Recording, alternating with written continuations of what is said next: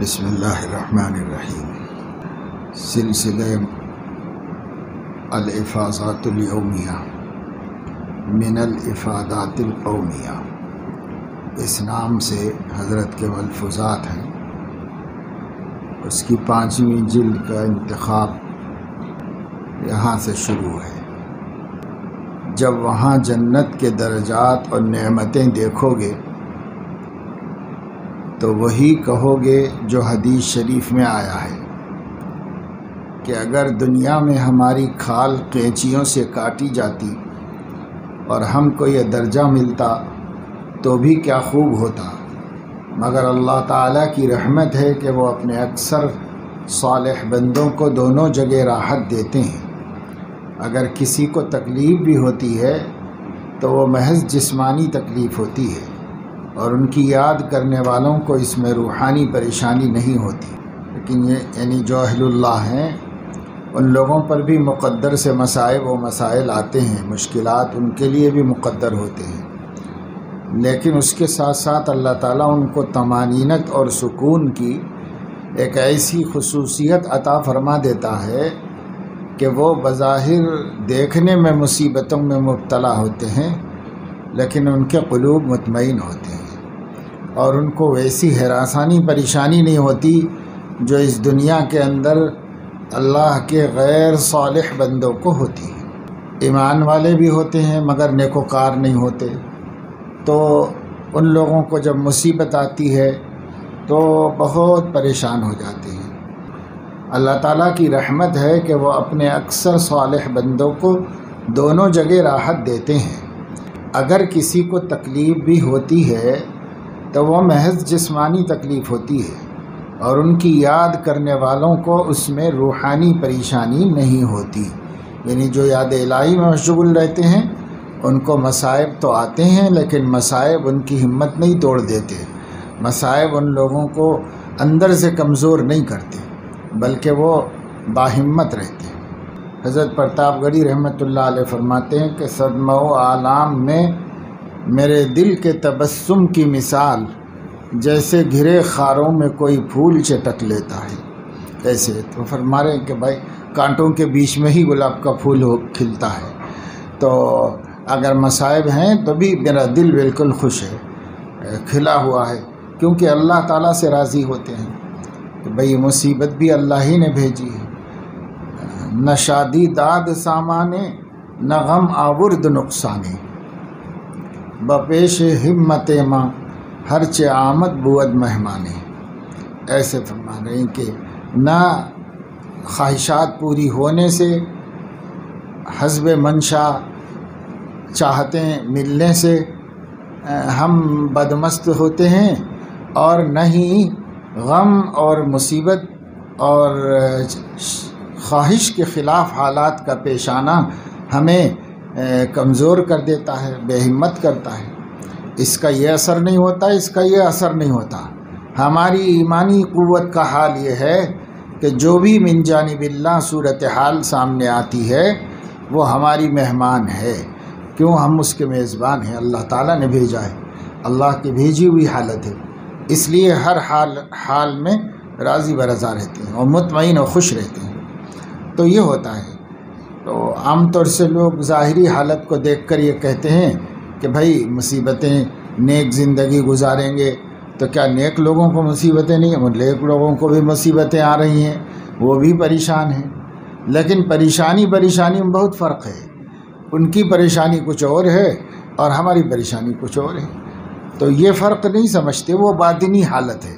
ظاہر میں لگ رہا کہ صاحب ہمارے اوپر بھی آفتیں، ان کے اوپر بھی آفتیں، تو کیا فائدہ ہوا نیک بن کے، کیا فائدہ ہوا اللہ کے مقرب بن کے، ایسا خیال آتا ہے۔ تو اس کو حضرت فرما رہے ہیں کہ اللہ تعالیٰ اولاً تو بہت مصیبتوں سے بچا بھی لیتے ہیں اپنے نیک بندوں کو اعمال صالحہ کی برکت سے، اور اگر مقدر سے بھیجنا بھی ہے مصیبت تو بھیج کر تھام بھی لیتے ہیں، سنبھال بھی لیتے ہیں اس کو، تاکہ وہ بے قابو نہ ہونے پائے اور اس کو زیادہ اس کا اثر نہ ہو۔ جن کے قلوب میں حق تعالیٰ کی اور اس کے احکام کی محبت پیدا ہو چکی ہے،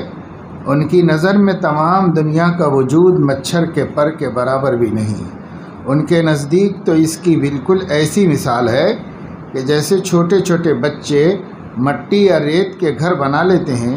اور وہ اس میں سے کسی کا نام دیوان خانہ اور کسی کا بالا خانہ رکھتے ہیں، تو عقلاء ان بچوں پر ہنستے ہوئے گزرتے ہیں اور ان سے کہتے ہیں کہ آؤ ہم تم کو حقیقی دیوان خانہ اور بالا خانہ دکھائیں، ان کو دیکھو۔ اسی طرح خاصان حق اہل اللہ آپ کے ان محلوں اور کوٹھی، آپ کے ان محلوں اور کوٹھی بنگلوں کو دیکھ کر ہنستے ہیں اور آخرت کی ترغیب دیتے ہیں۔ تمہاری اس فانی سلطنت کی حقیقت وہ ہے جو ایک بزرگ نے ایک بادشاہ کو بتلائی تھی۔ انہوں نے بادشاہ سے دریافت کیا کہ اگر کسی موقع پر آپ جا رہے ہوں اور پانی پاس نہ ہو اور شدت پیاس سے جان پر بن رہی ہو، ایسے وقت پر کوئی شخص ایک کٹورا پانی لے کر آئے اور یہ کہے کہ نصف سلطنت کے بدلے ایک کٹورا پانی فروخت کرتا ہوں، تو کیا اتنی قیمت پر آپ خرید لیں گے؟ بادشاہ نے کہا ضرور خرید لوں گا۔ پھر ان بزرگ نے کہا کہ اگر اتفاق سے تم کو پیشاب کا بند لگ جائے اور کوئی علاج مفید نہ ہو اور کوئی شخص یہ کہے کہ اگر نصف سلطنت دو تو یہ بند کھول دوں گا، تو کیا کرو گے؟ بادشاہ نے کہا کہ نصف سلطنت دے دوں گا۔ ان بزرگ نے کہا کہ یہ حقیقت ہے تمہاری سلطنت کی،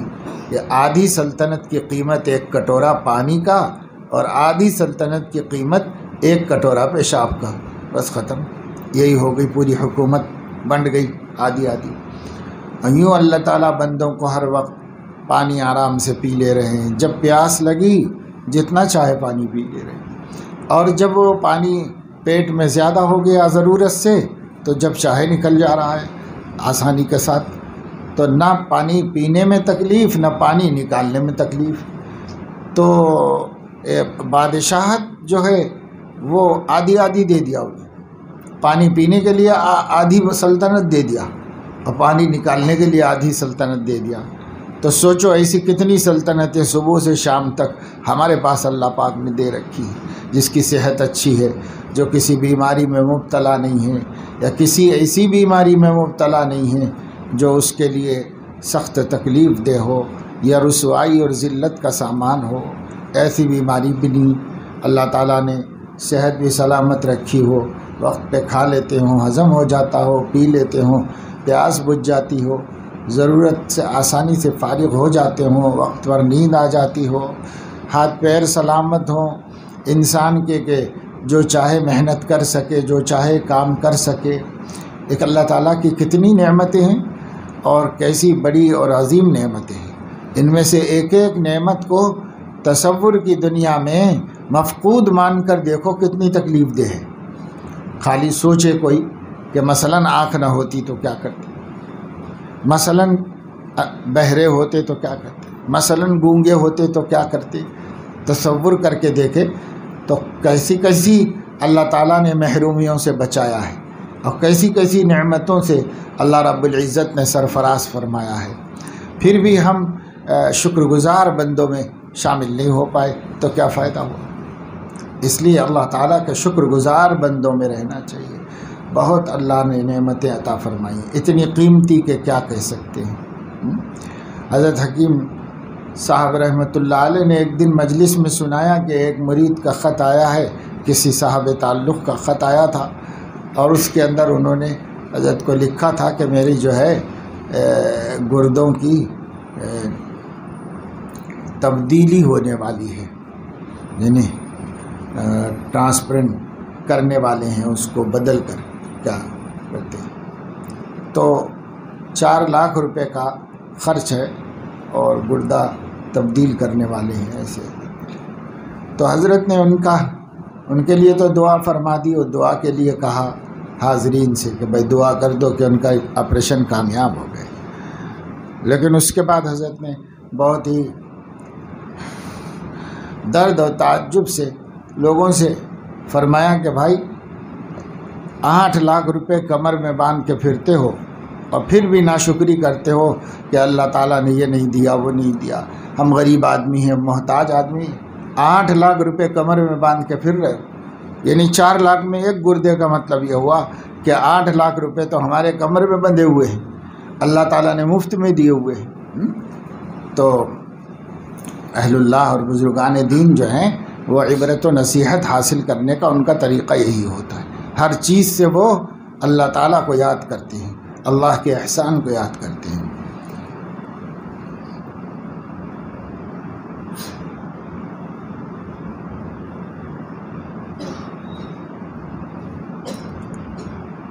بہرحال اس سلطنت کی حقیقت کو بتا کر حضرت فرما رہے ہیں بس یہ ہے وہ سلطنت جس کے لیے آج کل کے عقلاء اور ان کے ہم خیال بعض مولوی بھی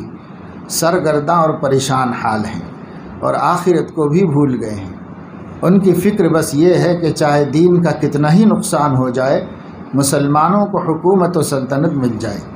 میں سلطنت حاصل کرنے کو یا ترقی کرنے کو منع نہیں کرتا، خوب ترقی کرو اور خوب سلطنت اور حکومت کرو، میں تو خود ترقی کو پسند کرتا ہوں، مگر اس میں کچھ شرط بھی تو ہے، وہ یہ کہ احکام شریعت کو محفوظ کرتے ہوئے حدود اسلام پر نظر رکھتے ہوئے حاصل کروں، البتہ اس کے عکس کے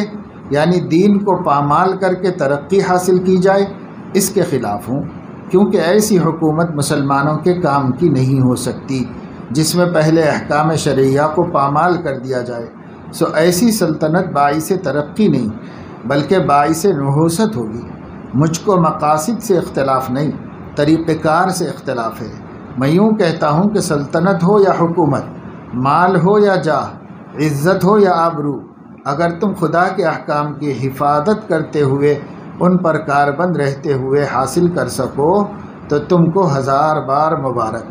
اس لیے کہ اس صورت میں یہ چیزیں احکام اسلام کی اشاعت کا ذریعہ ہوں گی، اور اگر اس کے ساتھ اغراض فاسدہ وابستہ ہوں جیسا آج کل کے واقعات سے بالکل ظاہر ہے